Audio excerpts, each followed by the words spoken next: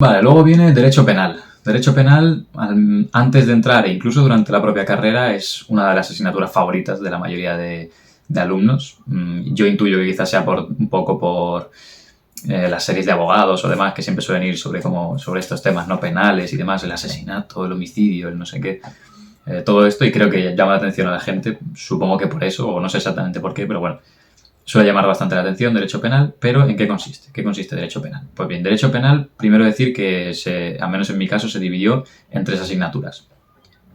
Bueno, penal 1, penal 2 y penal 3. Entonces, en primer lugar, penal 1, ¿en qué consistiría? Pues bien, penal 1 se te enseña la estructura básica, la esencia, los principios más básicos del derecho penal. La irretroactividad de la norma, se te enseñan principios generales con el principio de taxatividad, se te enseñan los fines de la pena, ¿no? Las finalidades de la pena, una pena de prisión, pena de multa, etcétera.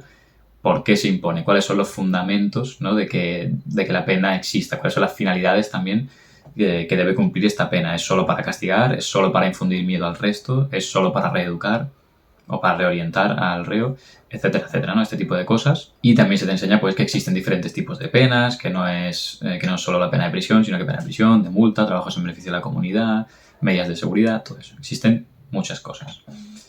Entonces a esto, a penal 1, yo lo llamaría como introducción al derecho penal, ¿vale? Me parecería un buen nombre, introducción al derecho penal, porque básicamente te introduces un poco en el derecho penal, se te enseña lo esencial, los principios más básicos, y se te familiariza un poco con el lenguaje, con las penas, con el delito, conoces algunos delitos también porque los ponen como ejemplos para explicar según qué cosas. Entonces algunos delitos ya los empiezas a conocer, empiezas a manejar el código penal, delito de homicidio, lesiones, a lo mejor puede ser que te lo vayan poniendo como ejemplo, y ya vas entendiendo un poco, ya metiéndote un poco, introduciéndote, como diría mi nombre que me he inventado de introducción al derecho penal, introduciéndote en esa rama del derecho, en el derecho penal. Luego vendría la asignatura de penal 2, derecho penal 2. ¿Aquí qué das? Pues aquí das lo que se conoce como parte general del derecho penal, ¿vale? Como su nombre indica, es eso, la parte general, el tronco, ¿vale? Lo de penal 1 es como algo muy introductorio, y aquí ya es algo que también es muy básico y elemental, evidentemente, pero que es ya mucho más troncal. Y hay, digamos, mucha más materia. En penal 2 hay mucha más materia, y ya materia muy, muy contundente, muy, muy importante, ¿no? Por ejemplo, se te define qué es un delito. Aquí ya se te define qué es un delito, que antes, si os habéis fijado, no lo he dicho. En penal 1 no se te define estrictamente, en términos estrictos jurídico-penales, qué es un delito. Aquí ya se te define que la acción típica, antijurídica, punible, culpable, etcétera, etcétera. Se te define que es toda esa serie de adjetivos. Y a partir de ahí pues vas analizando cada uno, qué es una acción para el derecho penal, qué es una acción penalmente relevante, qué es que sea una acción típica, qué significa que sea antijurídica, qué significa que sea punible, qué significa la culpabilidad. Y a partir de cada una de esas ramas, digamos, de cada una de esas patas de la definición de delito propiamente, pues van surgiendo muchas incógnitas y van surgiendo muchos artículos que regulan muchos supuestos distintos, etc. ¿Qué surge de todo eso? Pues, por ejemplo, surgen las agravantes. Las circunstancias agravantes, ¿no? Que agravarán la sanción, las circunstancias que disminuirán la sanción, ¿no? Las atenuantes, las situaciones eximentes, que directamente eximirán de pena a quien haya cometido un delito. Aquí ya tratas el error de tipo, el error de prohibición, ¿no? ¿Qué pasa si un cazador estaba intentando cazar y pensando que era un conejo lo que se había movido detrás de un arbusto, pega un tiro y resulta que no era un conejo, que era un niño, por ejemplo, que estaba jugando en el bosque, y le da, pero él no sabía ni había visto en ningún momento que le da? ¿Qué pasa aquí? ¿Hay delito? ¿No hay delito? Porque claro, el niño se lo carga o le produce como mínimo unas lesiones o lo que sea. ¿Qué pasa aquí, no? Pues todo esto también se da, ¿no? Porque son factores que pueden intervenir en alguna de esas categorías que he dicho, ¿no? En acción, en culpabilidad, en tipicidad, en lo que sea. Entonces, todo esto se da en Derecho Penal 2. Por eso yo considero que Derecho Penal 2, además de ser probablemente de las más interesantes, si te gusta sobre todo penal, es básica, es troncal, es básica, y vas a coger lo que luego sí o sí, si te quieres dedicar al derecho penal, vas a tener que aplicar y vas a tener que tener y vas a necesitar tener claro, ¿no? También se te enseña a calcular las penas, por ejemplo, que no lo he dicho, ¿no? Calcular la sanción penal que le va a caer a esa persona, que no es tan sencillo como quien haga esto, 10 años de cárcel y ya está, sino que hay reglas, hay normas para sumar más años, restar menos años, etcétera, etcétera.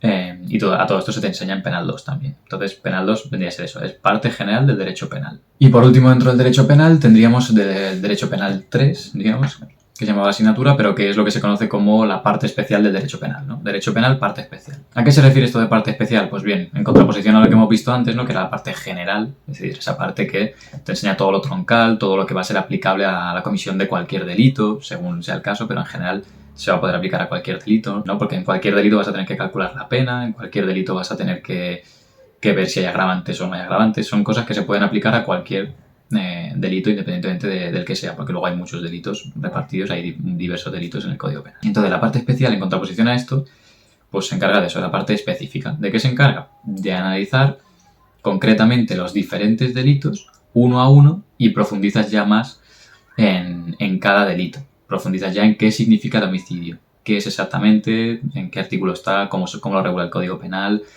qué ha añadido el Tribunal Supremo, por ejemplo, qué matices ha hecho o qué aportaciones ha hecho para que en aquellos casos en que resulta complejo saber si estamos ante un homicidio o no, acabar de decidirnos, etcétera, etcétera, etcétera, ¿no? Ya profundizas más en el propio delito, en cada delito uno a uno, ¿no? Lo mismo con el homicidio pasa con el delito de lesiones, con el asesinato, con delitos, bueno, con todo tipo de delitos, robos, hurtos, lo que sea.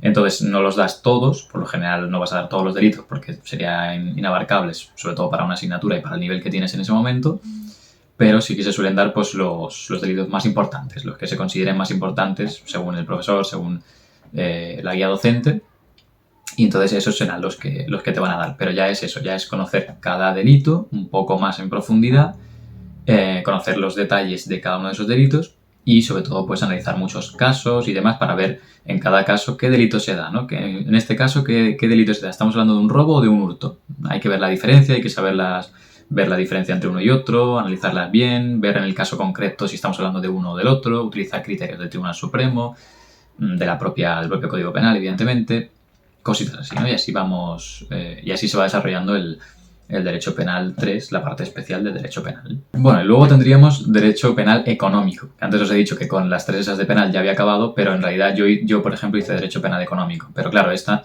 no es troncal, no era obligatoria, era una optativa y yo la escogí porque me pareció bien y además me venía bien de horarios y demás.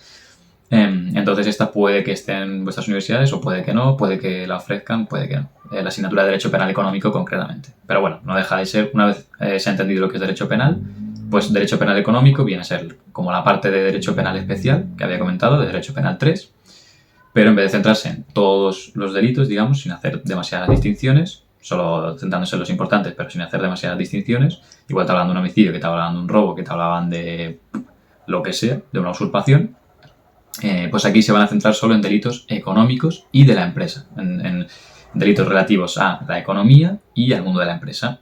Por ejemplo, la estafa, la administración desleal, todo este tipo de delitos, la apropiación indebida, las falsedades documentales, etc. Todos estos delitos que vienen a atacar contra bienes jurídicos económicos, del tráfico económico, de las empresas, de la confianza entre las personas, de los negocios jurídicos, etcétera, etcétera, ¿vale? Viene a ser un poco todo esto. Dentro de la rama penal, la rama que regula los delitos contra bienes jurídicos económicos, por así simplificarlo, ¿vale? Pero no vendría a añadir nada más. Insisto, es una optativa y a lo mejor en vuestra carrera no la tenéis, pero si la tenéis o si queréis aprenderla de manera extra, aunque no esté en vuestra universidad, la queréis aprender de manera extraoficial, entre comillas, pues que sepáis que existe esta rama concreta que se puede estudiar y luego pues tiene salida concreta, te puedes especializar en Derecho Penal Económico y llevar solo ese tipo de delitos, por ejemplo, luego como abogado en el futuro. Bien, luego tenemos lo que viene a ser el Derecho Constitucional, la rama de Derecho Constitucional.